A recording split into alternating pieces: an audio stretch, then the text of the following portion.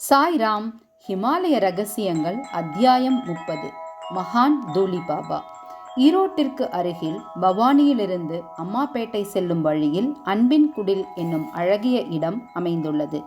சலசலத்து ஓடும் காவிரி அன்னை முத்தமிட்டு தொட்டு மகிழும் கரை ஓரத்தில் அமைதி பொங்க வீற்றிருக்கும் இடமான இது ஓர் ஆசிரமம் அன்று, அன்பு தவழும் இடமான இருப்பிடம் ஆகும்.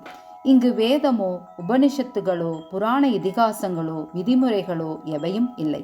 இது சுதந்திர பறவைகளின் கூடு. இங்கேதான் மகான் தூலி பாபா தங்கியிருந்து அருள் பாலித்திருக்கிறார். 87 ஆண்டுகளுக்கு முன்பு தமிழ்நாட்டின் தூத்துக்குடியில் பிறந்த இந்த மகானின் இயற்பெயர் கருப்பசாமி. இவரின் தந்தை வடிவேல் சுவாமிகள் என்பவரே.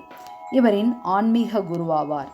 சிறுவயதிலேயே உலகியல் பற்றற்று பஜனை பாடல்களில் அதிக ஈடுபாடு கொண்ட இவர் பக்தி இலக்கியங்களில் கரை தேர்ந்தார். அத்வைத சித்தாந்தத்தை தன் தந்தையிடம் இருந்து கற்ற இவர் தன் தந்தையை ஸ்ரீ சுவாமி என்றே அழைக்கிறார். திருவடி என்னும் பெயரினை பெற்றவர் இவர். முன் செய்த நற்பயன் காரணமாக முருகனையும் கிருஷ்ணனையும் நேரில் தரிசிக்கும் பாக்கியம் பெற்றவரானார். காட்டிற்கு சென்று கடுந்தவம் புரியாமலேயே தெய்வீக காட்சியிலேயே தன்னை மறந்தவராய் திரிந்த இவர் தன்னை பைத்தியம் என்றே அழைப்பதுண்டு. பாடுவது போல் வேகமாக பேசும் திறன் கொண்ட இவர் சிரிக்கும்போது நம்மை தொற்றிக்கொள்ளும் பிரகாசத்தை வெளிப்படுத்துவார். அவன் அருளால் அவன் தாழ் வணங்கி என்ற திருவடியையே பற்றியிருக்க நம்மை தூண்டுகிறார்.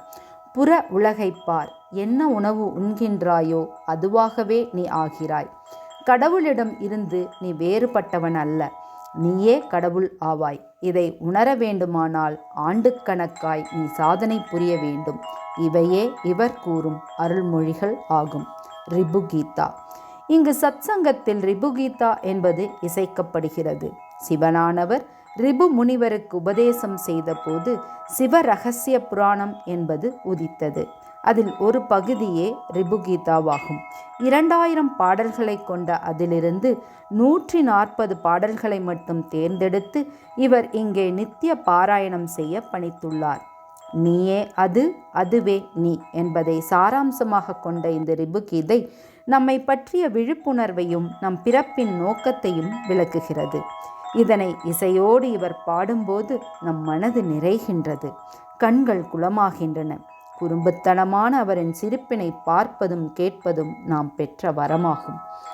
இவரின் தீவிர பக்தியும் சாதனையும் பண்டரிபுரத்தில் கொலுவிருக்கும் சாக்ஷாத் பண்டரிநாதனை இவருக்கு பணிவடை செய்யும் அளவிற்கு உயர்த்தி இருக்கிறது.